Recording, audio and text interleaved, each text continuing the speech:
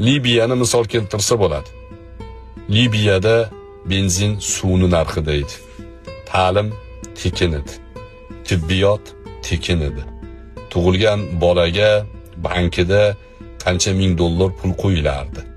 Uylanganlarga uy berilardi. Madrasalarda ta'lim tekin edi. Afrika diyorlarida ocharchilik sezilmas edi. Chunki Liviya yordam berardi ularga.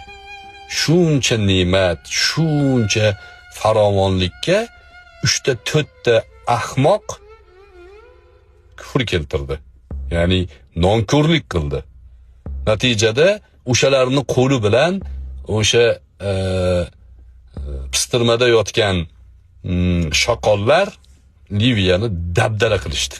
Hozirgacha o'nglanayotgani yo'q, hozirgacha. Dod deb xalqi yig'layapti, eski kunlarga qayta olmayapti. Ko'zimizni mana shu jihatdan ochishimiz kerak.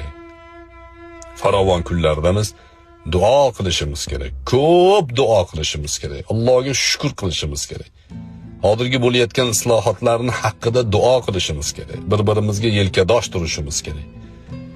Namozda saflar barobar bo'lsin, yelkalar bir-biriga tegib tursin, oramizga shayton kirmasin degan gap hayotda ham muhim. Namoz hayotni tartibga soluvchi amaliyot. Oramizga shayton kirmasin. Jipslashib turaylik. Safni tekis olaylik. Yelkalar bir-biriga tegib tursin.